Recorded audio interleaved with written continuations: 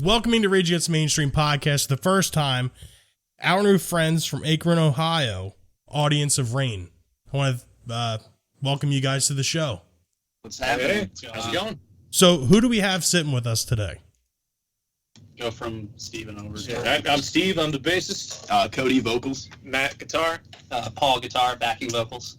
Awesome. So, I enjoy the type of music that you guys have, where it's not like super brutal all the time, and like it's like the perfect mixture of having like the intense, like heavy guitars, heavy music, but also having, you know, clean vocals. I've always feel like there's not a lot of bands that are capable of doing like the clean vocal type of thing.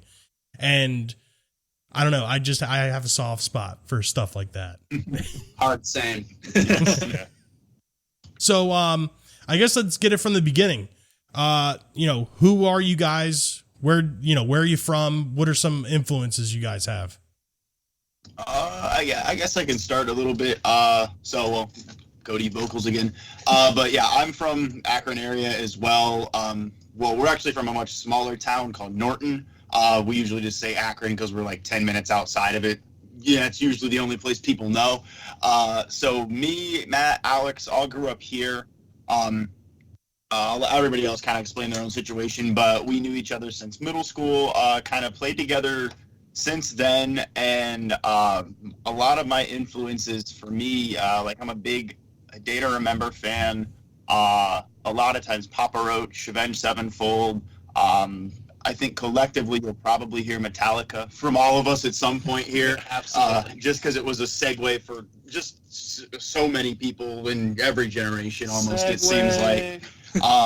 They're the gateway there's band. a lot of, even outside of my genre, that like I listen to. Like I listen to a lot of country actually too, which doesn't show up that often or anything. But there's just a big collective mix. But I'll let someone else take it from here. No, go ahead, Steve. So those three were kind of the core of the band for the longest time. This was actually their middle school band, and it kind of evolved and reshaped itself over the years. So I was a member in 15 and 16. That was actually the first band I played in. And then Paul over there and we were in a few different projects together.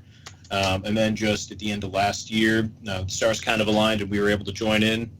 Obviously, I had some history with these guys. I was thrilled to rejoin. Paul had always had that outsider perspective, but was always really a fan of the music. So it was fun to be able to get him in as well. Like influences or anything. I thought he meant for bands. Oh yeah, I mean, Well, the individual. yeah. It's all a collective influence. I'd say a mix of like a lot of that Yeah. for sure. I guess like Paul, like he's influenced. We'll let you talk about some of that too. So I guess I met these guys at the end of my high school career, and buddy of mine, the drummer who's not here, he slid into the DMs. We didn't even know each other, and he's like, "Hey, are you? I have a drummer and a bass player. Are you looking for somebody?" I'm like, "Well, I have myself and another guitar player," and I was like, I think we can do something for each other, you know? And so we joined. We just played a bunch of covers under a different name, and eventually we played a few shows, and we ended up splitting ways. And then there was no hard feelings. It was just we just wanted to do different things. So we were all supporting each other, and I was still around all the time. Oh yeah. But as far as influences goes, my influences, again, I'm going to go back to the early days, the Avenged, the Metallica, the 3 Days Grace, the Breaking Benjamin, and my tastes got heavier the better I got. So I got into Lamb of God. I was in a Lamb of God tribute band for a long while. And There you go. I listened to some deathcore. I really like Trivium. Like, I love the technical stuff, but I've always been a sucker for the catchy chorus, the pop choruses. I've always been a huge sucker for that. I guess that's where I sit. Go ahead, Matt. You've already heard the history with Cody, Alex, and I. I guess my main influences when we first started were pretty much just like Paul, Avenged Sevenfold, Bullet for My Valentine, Metallica, stuff like that. Nowadays, I really, I guess study would be the best word. Spirit Box. Spirit. Spirit Box. Hey, I'm definitely. wearing Spirit Box. Yeah. but I pulled influences from pretty much all over, like Dance Gavin Dance, a lot like Birds, and even into like the more electronic music stuff like Paris. I'm a huge fan of Paris. Pretty much just all over. Mumford and Sons, love Mumford and Sons. Just anywhere I could draw influence from. I think that was the first time that Mumford and Sons was ever said on this show. Nice.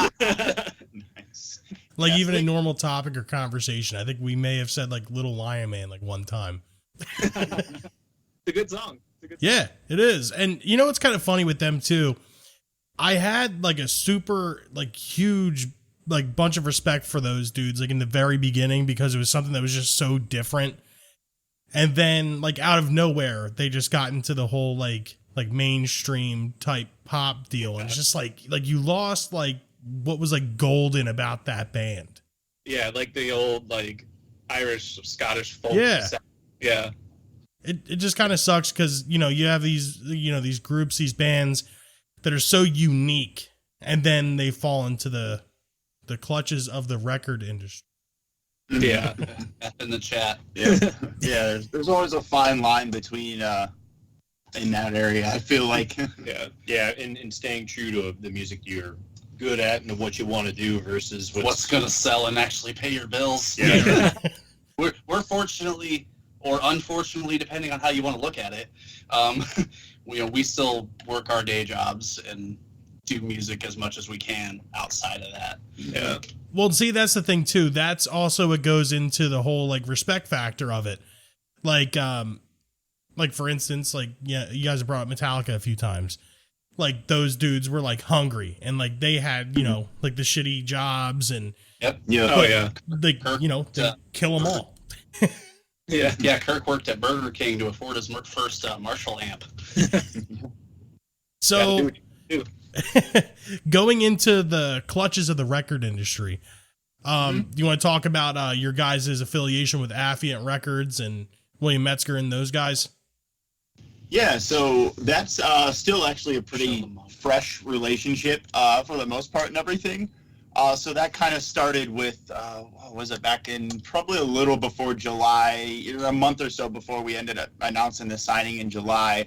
And I think initially, like, I had found him through just a few other pages of, you know, people in our area who were doing stuff in the music industry or had their labels or, you know, were putting on shows, etc. And was just kind of trying to go through those, find other people to look out and either reach out to, follow, something like that.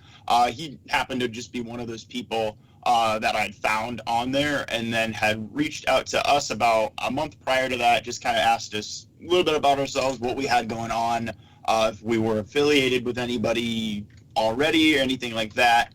And said that, you know, they liked what we had, they were interested in us, and that they're just going to, you know, keep an eye on us. Fast forward like a month or so, they, you know, sent us over the message asking about doing a call, about the signing and everything. So it's all a lot really new for all of us. It's all a learning curve, all a learning experience. We're all eager to learn and everything. It's definitely a lot of work. It changes a lot of things. There's a lot of things that get done behind the scenes that aren't even always music based, that, you know, you won't always think of, oh, like maybe we weren't doing that before or this here or there. But it's great to have somebody with that knowledge on your side now, to where they kind of fill in those gaps of that next step that we really didn't know how to take ourselves. So we're really excited for the relationship to build. We really like Will and his wife Katie. They've been super, super great to us already. Everybody we've met that's worked with them has had nothing but good things to say about them too. So we're really happy to be part of the team. And so far, after a week, the first single is doing really well, and we've got nowhere to go but up. So that's awesome. Yeah, they're very good people. Will and Kate. So you guys recently just released Hell or High Time on July 29th. I'm personally a huge fan of the song. The second I got the email and, you know, like the whole press release and everything about you guys, I instantly went and listened to it and, you know, went through your back catalog, and then that's when I heard the Larger Than Life thing. And I was like, oh my God, I know who these guys are. But love that. Do you want to go into a little bit of Hell or High Time? What is the meaning behind the song? what was the process in recording it? You know, that whole nine. Yeah, so I'll have Steven take that. He was the guy who masterminded this whole thing here, so I'll let him kind of he's give definitely spearheaded his talk on that.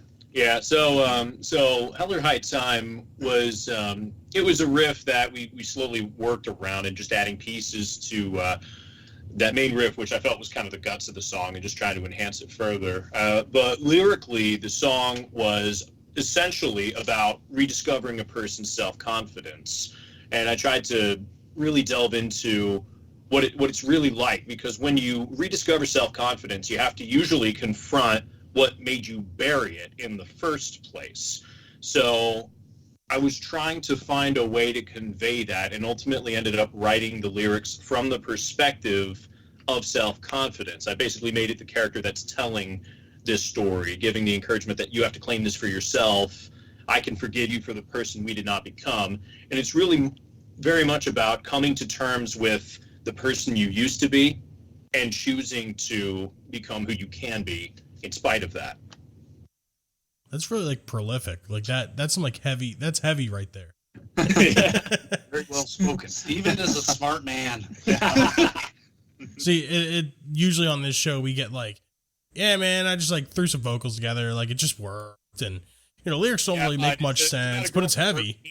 It's about a girl from Burger King. We ended up not dating because, you know, I'm married, so that didn't work out. I made Matt spit out his coffee. Yeah, you did. Sorry. So, how would you guys describe the audience of Rain's sound? Ooh. So that's we got collective ooze there. Because I'm having a hard time actually like not trying to pigeonhole you guys into a genre specifically, but like trying to describe what the sound is. I feel like it's always a really hard question for us, because I feel like oftentimes, and maybe it's just me, but I feel like we don't really know ourselves sometimes. If that makes sense, but if that can also make sense as to how that would be the sound in a sense, because like we said, like we all have all these different ideas, a lot of times different music that we listen to on our own time outside of it. So we're at any given time, or like, you know, like a couple months from now, I might be super heavily inspired by something more completely different than I was now. So I feel like a lot of times it really depends on what our moods are at that very given moment. Yeah. Even oftentimes, you know, like what we're listening to at the time that's out. It would still has an audience of Rain filter. Matt referred to it as like one time that it kind of goes through, which he kind of does a lot of that with when we do our demos and everything, and adds that twist on it there. But overall, it's always a really hard question, and if anyone has another answer, just save them too. I'd say it's a mostly guitar-driven sound, but we always respect that there's a delicate balance between clean vocals that people feel comfortable singing along with, and then some harder vocals, which kind of, you know, that's kind of just from like when someone's got just a fire in them and they got to pull from that. If you're doing that all the time, that's cool, and there's all different kinds of genres for that, but for the most part, the music that had traditionally been written wasn't pulling from those spheres as much. So we try to focus on keeping things melodic so that everyone feels more comfortable singing for the most part. I definitely want to add and say, like, I personally, I mean, Matt and I can, I think, agree with this. Just being guitar players and instrumentalists, we're like, oh, what's the next cool fancy thing we can do? But if we just went 150% all the time, like, I like that stuff. Do not get me wrong. Like, I like that stuff. But I definitely think Bob Rock served the song. Yeah. I like to have both of those worlds if I can. So sometimes know when to pull back. It's fun when you can get in those intricacies and play the bleed Meshuggah riff and do all that kind of stuff. But ultimately, it's good to have a nice balance. I want to definitely say that I think Heller High Time was definitely a departure from the traditional what we do. I would say so.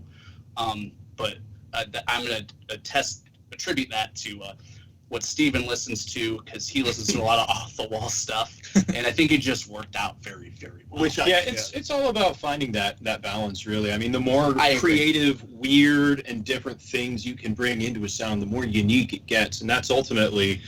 You don't want to push it too far. No. I mean, that's the balance. But in today's industry, like hard rock bands, metal bands are truly a dime a dozen. So the more unique of a spin you can put on something while still keeping it approachable, you know, the much like Korn did in the 90s. Right. When they came out with the easier low it is- 7 strings. But my point is, it makes it easier to distinctly know, oh, okay, this is them, this is their sound, and that's kind of our sound in a nutshell. It's just the balance of those things and the way that we kind of put that stuff together, I think. Yeah, we like to definitely try and have a lot of songs that like like everything sometimes sounds like, like a certain band, but when you go and you listen to them, sometimes it's like, even like I'll look back and it almost sounds like you can really tell each song is different than the next. That's the worst. And I when you go feel see like bands. it's one of those things that like we've done, but it still sounds like Us. what we meant to do, if that makes sense too. And I think that's kind of like the thing about it too, is when we can pull from all these different areas, or how Steven kind of spearheaded the last song, being more influenced by things he's listened to, this and that. It kind of creates a real mesh of the different ideas and thoughts that we have individually, and that's what kind of makes it as its whole. That's something I definitely want to acknowledge is, before, like I said, I'd been around these guys for 10 years, even when I wasn't in the band, and I've always been a fan of their music. That's one reason why I was stoked to join, because I was a fan first, even though they're my buds and they're playing great shows. But something that I see a lot in local scenes, and I mean, we're still in a local scene, but is the worst is when you go see a band and every single song sounds exactly the same. I can't tell the difference between the first song and your fourth song. I realized that was a very long-winded explanation for that I will question. say right now, there's a lot of guys on the scene too, are really good bands in Oh our my- area that are Crushing. doing honestly, like, that we're just as big of fans of, that we get to play with, and we're buddies with them too, but we love what they're doing too. So Absolutely. It's kind of funny, like throughout like generations and everything, you always have these like cities that pop up every now and then, like you have Los Angeles and then Seattle and, all these other cities. Right now, it definitely seems like there's a big buzz going around in Ohio, and specifically around your guys' area. And we heard that the other day too, and I didn't know that until literally like Wednesday night, honestly, and I was like, oh really?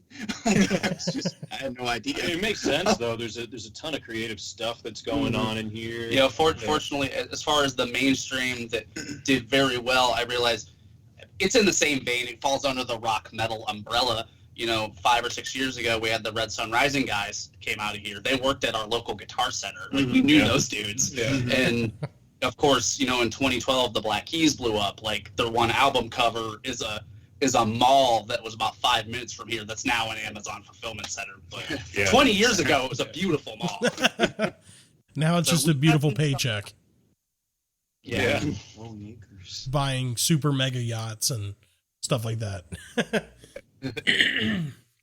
So you kind of went over like the process of coming up with individual songs, but how do the ideas get fleshed out? Is it something where you guys book studio time and you go in just to do it, or do you pre-write these songs before going in? I mean, I know how it is to be in a local band and, spending your own money to do this kind of thing. Oh yeah. Yeah, we don't have so much of a set process, I wouldn't say. I mean, in our last single cycle, we all tried to compose something and bring it, show it, and some of the songs were more fleshed out than others. I think I only showed up with the riff initially, and Matt and Paul, you had almost completed songs at the time. So it varies a lot based on like how fully fleshed out we can do. But typically I'd say that we show it, we ask, what do we like, what don't we like, what things work, what doesn't work, and then we can change it up from there, right? Yeah, and we definitely. work with our guy Danny Coleman on all of our stuff, like previously in the past and stuff. Like what we've done with him is we've demoed stuff out here, either sent those demos to him, he'll let us know what he would think about those, say like, all right, we really can't do anything with this, or this would work here. We'll change things here. When the time we hit the studio, we'd like to have it all fully ready to go. Now, that doesn't always happen. I mean, there's always times where things need to be adjusted, or maybe like when we did our first album, Storm of the Century, there was a couple songs like lyrically or parts that got written in the studio and everything, which does make it a lot more stressful and harder at the time. So because of those, live and learn situations, we really try and each time just be more prepared than we were the last time. And for the last few times that we've really been, I think we think we haven't found our process, but I really think we have. We're getting with the way we've been demoing stuff out, getting it prepared, and then getting to the studio to record. It's actually been way more smooth than where we started and where we went and to where we are now. So definitely demoing stuff out. Fortunately, Matt is a studio engineer, home studio engineer. I don't really know what to call you. Amateur. I don't know what to call you. And I'm like I'm like a novice studio engineer. So I run Reaper at home and program drums and all that. And GarageBand. I don't know if you can see. I don't know if you can see, but right to the left of me is our computer where we demo a lot of stuff. Yeah. So we're running. What do you have here? Logic. Logic. So we flesh a lot of stuff out that way, and it's really nice because I got into the home studio stuff right when COVID hit. So I was home for 4 months, and the first month I didn't know what to do with myself because I was like, wow! I couldn't fathom being able to write my own drum parts at home without a drummer. It was insane. And it's just telling me, oh yeah, all those years of playing Rock Band drums paid off. That's all it told me. So yeah, our process is always changing, but we're starting to settle in a way, kinda. Yeah. That's I think the definitive answer. Well, and that's the thing too with the advancements in technology now. I mean, I remember when, trying to record full band mixes and stuff with a Rock Band mic because I didn't have money for an interface. And I had a Rock Band mic that plugged right into my computer once a long time. Yeah. Yep. I've done that. There's some demos that I'd done a long time ago with this punk band I was in. And when we first heard it, we're like, oh my God, this is amazing. And listening back to it now, it's like, oh my God, what the fuck was that? Oh my! I think we all have those. I have an entire 2 terabyte hard drive full of songs just like that from when I first started trying to teach myself how to mix, and I had no idea what I was doing. I still don't. To me, it's always cool to have that stuff to look back on, from how far you've come though too. It's one of those things that right now you might not think we haven't come very far, but when you can look back on some of those things, you can think oh wow, shit, we really come a little bit of ways since then too. Yeah. So I like to hold on to that stuff too. Plus, it's always funny to look back on too. It's definitely great to look back on those things. I think I think it's a wrestler thing. I don't know. Somebody may correct me on this. Mm-hmm. The embrace the suck mentality. Oh yeah. What wrestler? Bodybuilding. I didn't know if that was a wrestler thing. I thought it was a wrestler thing. I don't know any wrestlers. But playing your first shows and it's your guitar and you're playing through a metal zone and you're playing on an Ibanez combo amp that's this big and it sounds like ass and you suck really bad. Yeah. Well, I mean, none of us would really be in the position we are if we hadn't done 100 other shows, 50 other shows where you look back and you go, oh. Or when somebody, you just make friends in the scene and somebody goes, well, here, I'll just tell a quick story. So Steven and I were in a band about 5 or 6 years ago called Audiation, and I was playing a 5150 through a crate cab.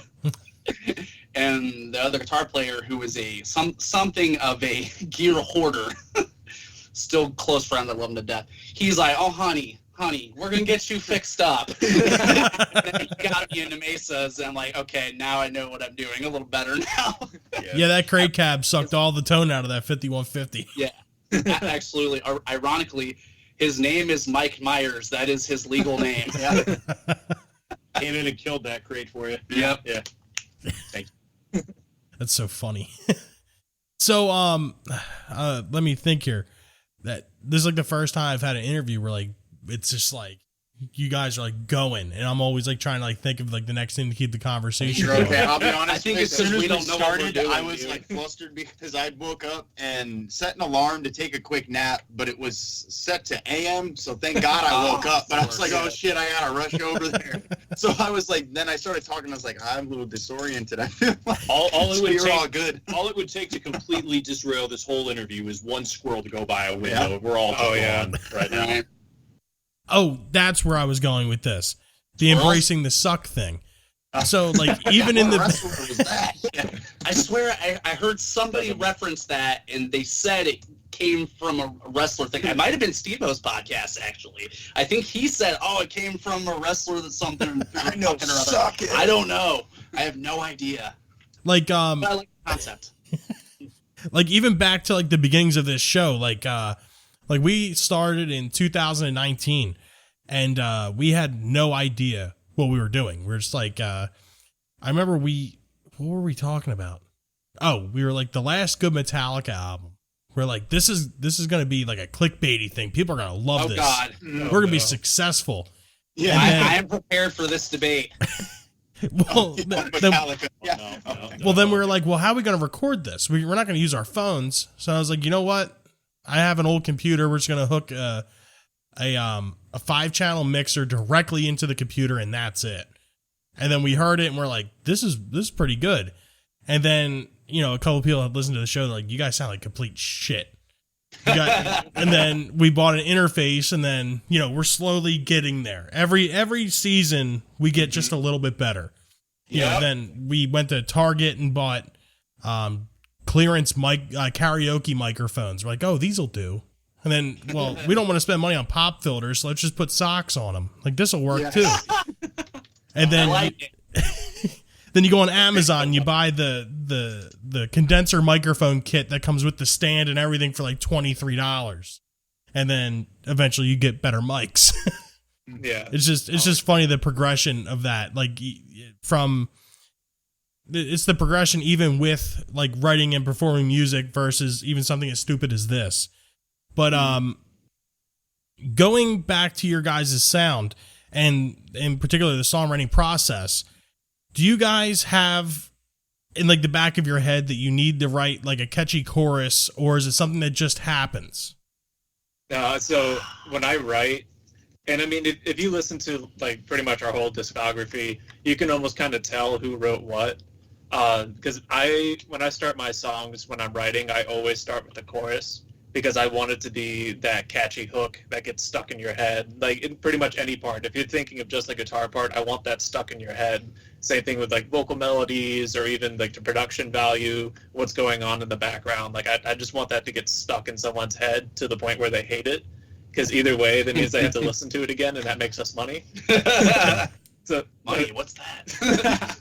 I'd say too, like mostly for us, like the way everything is right now, everything's a big like singles game, you know, like releasing singles, not as much albums and everything. So when we are coming up with like the songs and everything like that, I guess we try and think of it in that aspect. Like, you know, a single, like even in an album term, you know, if you have an album with 8 songs and 2 or 3 of them are going to be pushed as singles, those are generally going to be your biggest, best songs on the album that do the best or the most known. So when we go to make one, we try and think of it in that retrospect, like, all right, we're trying to make a single, so let's try and make the best version of whatever we can make so it seems like it's, you know, that best single on whatever album that, you know, is coming out.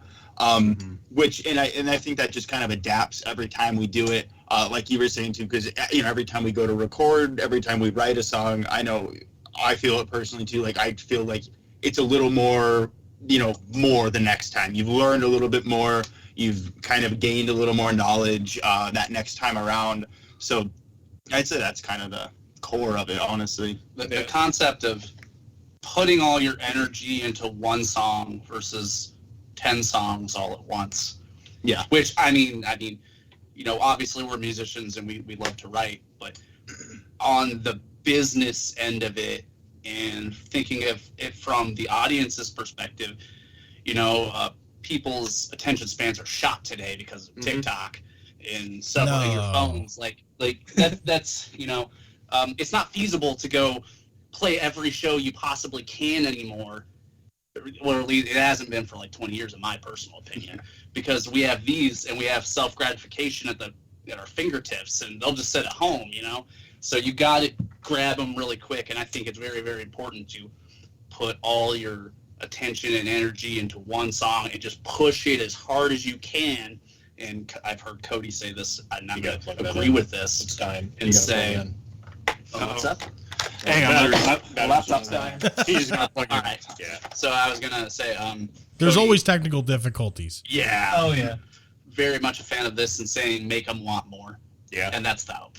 And that's the other tricky thing about the singles game versus albums, because in an album you can kind of like make each piece a larger like its own little standalone thing in the large picture, and the large picture is the album. And the big difference is that on an album you can have like the slow song, you can have like the real attention grabber, you can have like the conclusion, and people tend to keep that last song on an album like either really artistic or like a wonderful single, but in the singles game you have to keep that grabbing attention at the front of your mind with every single track you do.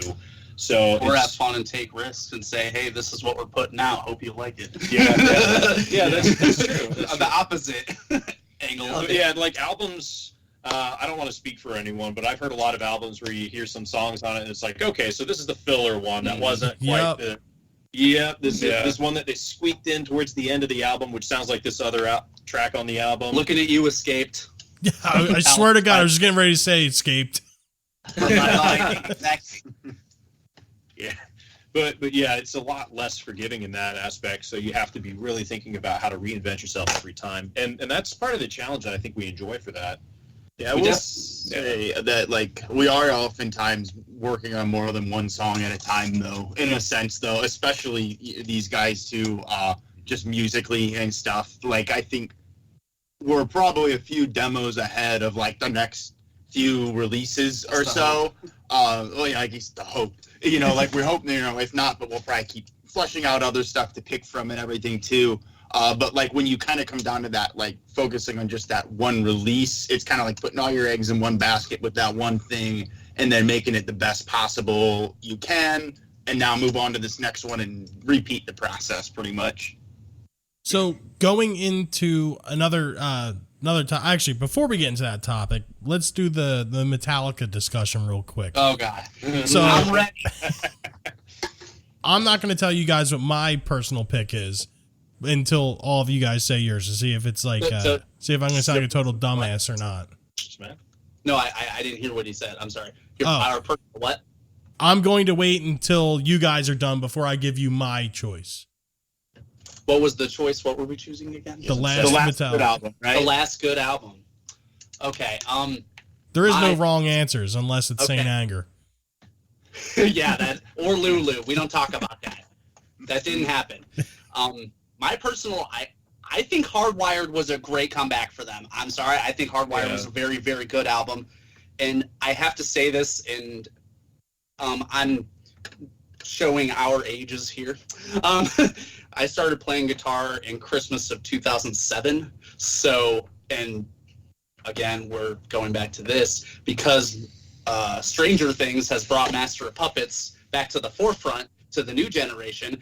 It's great for me because Master of Puppets was the song that made me pick up a guitar 15 years ago. Yeah. So it's kind of funny how that works. But what I was going to say was, as a Metallica fan, the first album I got to anticipate as a fan was Death Magnetic. So do I think it's their strongest? No, but I still think it's a good album. So I'm going to say Hardwired. I think Hardwired is a great record. And I know Rob Trujillo, like 3 years ago, was like, oh, you're not going to have to wait 6 years for a new Metallica album. And I'm like, we're on 8, buddy. See, I learned that lesson. No, I learned that 6 or lesson. 7 now. I learned that lesson with Guns N' Roses. They're like, oh, it's not going to take nearly this long. All right. I am a Metallica fanboy. I could go on for days ever. It's bad. I'm in agreement. I would say Hardwired's a great album. I think it's a great album. I would say that Death Magnetic was a really good album. I don't know. The question is, like, what's their last great album? Great right? album. So, like, they got to go with the Black Album. I'm sorry. I don't care what anybody says that, oh, they sold out. Da, da, da, da. If that album had not come out, there would be so many bands now that would not be. Period. End. So I'd agree. It's a I'd great call it- album, front to back, banger, banger, banger, banger, banger, banger. Is it overplayed? Absolutely. But I get it. I'm sorry. I have a very strong passionate, feeling on man. Very this. bad. I'd say Go mine ahead. probably. I'm just gonna go with the Death Magnetic just because more of a personal favorite. Maybe not their best piece of work, but kind of like what Paul said. It was the first one that like getting into music, I really got to anticipate and be like, oh, this. And I remember taking my CD player to school and everything. Like back when you still even did a CD player and all, Yeah, like, right. get the album and everything too. So that personal favorite, and then I think it was like I got like the Guitar Hero Metallica game, and all Yeah. the songs like were on there from that. So I'm partial to that one. I'm I guess. So. going to add on to that and say But that new Black Album. I had been playing for a year, so this was like Christmas 2008, and I know insert wah jokes here. I went and bought my first wah pedal to play the solo from All Nightmare Long, and I still have that exact pedal on my board today. It's probably the oldest piece of gear I still use. So, in my opinion, like their last good album, definitely Hardwired. Like the riff to Moth into the Flame. Oh yeah, That'll just play in my head randomly. Like, Yeah, that one it'll was just good. pop and get stuck there. I think Spell Bone was one of the best tracks on that record. Yeah, like that whole album was just really good. Hardwired, or not Hardwired, title Death track. Magnetic. I mean, just like everyone else, like it was my only like anticipated album when I got into Metallica. It felt a little disappointing because like my personal favorite record of theirs is Injustice for All, and I was kind of Can't go wrong. I was hoping to like retain that sound, but I mean, obviously they're getting older. They're not going to be able to do the same stuff that they were able to do in the 80s and 90s. Also, the fact that was the Black Album came out before any of us were born. Oh, Yeah. except Except for for yourself. Except for Steve. I found Just an fair. old Black Album CD in the basement. No, I'll the tell other you day. what. Hardwired came out as a single, and I think we all just objectively Oh, I went, loved it. We went, oh, Lars did not skip leg day. Good Yeah, for him. I feel like Lars at that point, because everybody talks shit about Lars's drumming, but you have to remember like in the 80s when that was coming out, he was pioneering that style. Yeah. Like I get like by today's standards, yes, he's not a great drummer, but you have to. He set the blueprint, man. I feel like in 2015 he's like, oh, I can't play drums. Okay. just went for it. Yeah. He said, "Fucking send it," and he did it. I'm sorry. This is a topic Bro, I am you need- really about. Do not take a drink of that. You need less of that. If anything. So, what I think is the last great is the Black Album. Now, my issue comes with all the succeeding albums is I feel like the guitar tones got weaker. And I That's don't. fair. I don't disagree. I think that's my biggest gripe with all of the preceding Metallica albums is that Black Album tone and, of course, the Injustice for All tone was just like, it was just a wall. Like, there was no other guitars that sounded like that. And then it's just like, it seems like they got like less and less heavier. And it's just like, they're, especially on like Hardwired, it feels like they're, I don't know. It almost feels like they went from like a Mesa sound to like, I don't know. Like I just can't like explain it. I can't articulate it. I Like a felt that signature way Marshall about sound, like yeah. the last like two They're- Sevenfold albums. like their gain has definitely been turned down like a lot.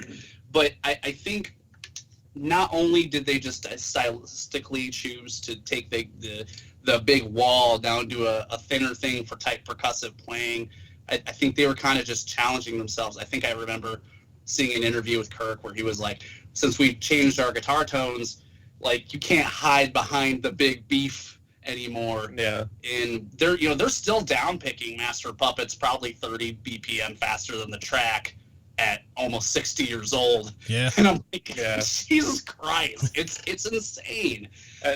I know the tone on the Black Album. I know it's true for Sad But True. I don't know if it's true for the whole album. But they actually recorded on either side 4 different guitar tracks just to get that like Of course. beefy guitar tone. So I mean, the Black Album's always going to be hard to beat for a guitar tone. Yeah, and it's flawless. And at that time, that was revolutionary. Yeah. It still holds up. I also think on that song too, James used a baritone. I think I saw something like in the studio footage of him using a baritone on that. I'm like, oh my God, like that actually makes perfect sense now. Yeah, absolutely. And like Load and Reload. We don't talk about that. I hold on. I have a soft spot for Load. Bear with me here. I think a lot of the singles are good. But I think this is one of those things where if it wasn't Metallica's name across it, everybody would be like, oh, this is a good record. But because it had the Metallica name on it, everybody's like, yo, what the fuck? Like, as soon as they go into Ain't My Bitch, everybody's like, wait, what? So, yeah, I remember the first time I heard that album, I was working, and I heard the solo of Ain't My Bitch, and I hear that it's like a slide It's blues a slide guitar. solo. And I stopped working, and I kind of looked up for a minute and went, uh-oh. At that time, Pantera was like raiding the 95, 96. Pantera was on top of the freaking world. And there's actual footage of Phil Anselmo at Blossom Music Center, our local venue, from like 95 saying what a shit album Load was, like on stage in front of 20,000 people. That sounds about right. That sounds really right. This is a topic we could talk for days about. Yeah. It's not good. Well, back to the whole reason for that discussion. The episode sucked and no one listened to it, and here we are now. I think my one buddy said that Master of Puppets was the last good one, and then my buddy tried to make the other co-host tried to make a good plead for Reload. There's definitely some bad tracks, but there are some good tracks. Mm-hmm. It's funny because Load and Reload, I always get kind of confused on which songs are on what. So, like when S&M came out and they did Until It Sleeps, like with the San Francisco Symphony, I was like, yo. That was good. Same with Hero of the Day. That is personally my favorite performance of Hero of the Day. I really love that song, probably an unpopular opinion. S&M 1 was just great. Fantastic. Yeah. And I bought 2 as soon as it came out. One to keep for a collector's item and one to actually listen to. Yeah, we bought the Blu-ray. So, you guys are playing the Sound City Music Conference in Scranton. Yeah. So, going into like kind of like the touring and show aspect of it, what do you guys enjoy doing more? Playing out or fleshing out the songs in the studio or your rehearsal space? What do you guys like more? I can answer that immediately. I like playing out more. Honestly, no, there's for me, it's a lot of work. There's a lot of behind the scenes stuff that goes on. A lot of things, like working with anybody. There's hard parts. There's difficult things that go on. There's disagreements. Some people sometimes want this, want that. Doesn't always happen. Sometimes everything moves flawlessly. A lot of times for me, it's more like a sigh of relief. Like once the work's all done, all right, now we can play out. We're doing this. Finally, that's behind us. Let's celebrate the fruits or whatever, the reward or whatever, or fruits of our labor. Yeah, that's I'm looking for fruit, basically. And embrace the fruit. Yes, but playing out, going out and doing the whole live show, hanging out with people, definitely my favorite part of it. I agree with that. I'm actually in the same boat. Like writing, once you start writing, I don't know if this happens for everybody else here. I'm gonna just take a guess and say yes, but when you have a good idea and you start writing at home, this is funny. So my wife will be like, oh hey, dinner's done. I'll be like, okay, I'll be out in 20 minutes. Hour and a half later, what the fuck, bro? I'm like, I'm sorry, I was just in it, and next thing I know, I just lose myself. Eminem starts playing.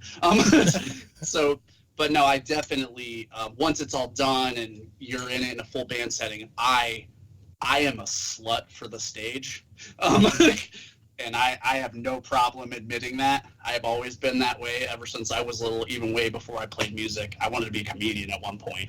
I've always liked I didn't know that. I've always liked the attention. I've always liked the positive attention in making people smile, making people laugh, whatever, blah, blah, blah. Of course, in this music, it's, gotta be all fucking serious. And I like to throw a little humor, honestly, in the stage, because then people remember you. Oh yeah. But yeah. like I've been listening to, like, we were at Incarceration. We didn't play, but we saw Falling in Reverse, and I've been really getting into them.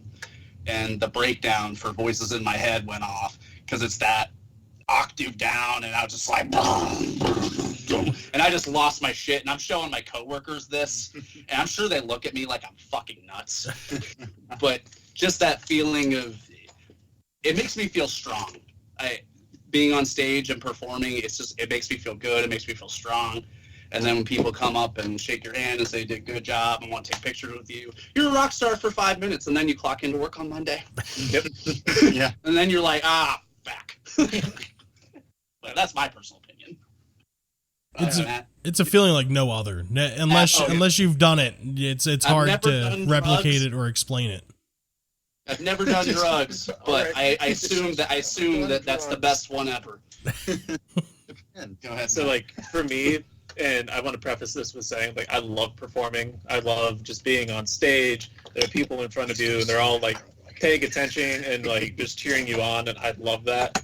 But I'm also a massive introvert. So for me, like, I feel like I'm more in the zone, like sitting here at my little makeshift home studio, like recording, just like writing music, getting all the creativity out, and like constructing something that I can be proud of. Which I love being on stage and being able to share that with people in a live setting, but I feel more at home and my ability is more honed, like sitting here and actually creating. That's awesome. You like performing?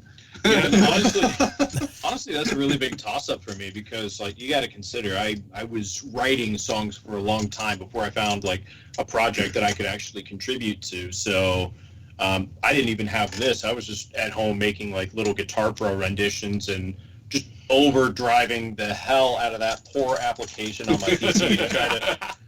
Like, I had, like, 50 tracks in one song with a whole crap MIDI orchestra going on because their sounds used to not be so great. Like, I was really trying to make that work. So that's always held a special place in my heart because you can be more expressive in that capacity, and you can really just, anything that you make there is just, there's this level of permanence to it. Yeah. Going out and playing, it almost feels like a celebration of all of these things that you've done. But like, I like that description. Yeah, but getting it done in the studio, you feel like you have this real, usually it feels like you have this real final product, like a work of art. It's almost like a painting you can just keep on your wall and just frame forever. It's like, no matter what, that's something that you've done, and that's I'm going to start printing out all the audio files of our songs, frame them, and stick them use them wallpaper. Just use them as wallpaper. Yeah, that makes me think of like terrible fire hazard. For the whores. Yeah, I guess so. On the stage. That makes me think of that, like that thing I saw on Facebook where it's like, the husband and wife have their heartbeat of when they said "I do," and you see the husbands go down. Personally, I don't feel that way, but I thought that was a correlation there. Good save, Paul. When's your wedding again? February. That was very smart. Good save. That's why I don't talk about anything like that. She's right upstairs. Gotta be careful. Nah, can't live with them, can't live without them. I love it. Absolutely. So, to kind of put a pin in this thing and wrap it up, where can people find you? What is next for Audience of Rain? This is your time to tell the masses. I lost train of thought there. Like you said earlier, it's like, wow, disoriented. So yeah, everybody, we're Audience of Rain. You can find us on Instagram at Audience of Rain, Spotify, I think, at Audience of Rain, Facebook at Audience of Rain. We keep it really simple. It's all at Audience of Rain, all lowercase. Can't get more complex than No, it can't. Not more complex than that. So what's next for you guys? So I think what's next is we are getting to that midway point of wrapping up with the next single. Gonna be getting into the studio probably in the next few weeks here to get that done, and then kind of start getting all that stuff prepped for release, and then probably in the next couple months, you'll see that come out. And then we've got the conference up in Scranton in September. And then right now, I think that's as far out as we are at the moment as far as like live shows, but definitely more music will be consistently on the way. Yeah, we're pitching new stuff every month. We're coming with a few more tracks. We're getting ready to go. We're getting ready to ramp up for a lot of new music in the next year. Absolutely. Awesome. Well, that was great, guys. I want to thank you all for coming on again. Thank you again for coming on. Maybe when the next single comes out or whatever, we can get you guys back on here. So yeah, that's about it, everyone. Audience of Rain. Awesome. Well, thank you for having me. Thank you so much. Have a good one, guys. Sorry, I got a little crackhead energy there. It's all good. When you start talking Metallica, well, music in general, let's be honest. Yeah. I'm the same way with Van Halen. Yeah, there you go. Exactly. All right. Nice meeting you guys. Thank you so much. See ya.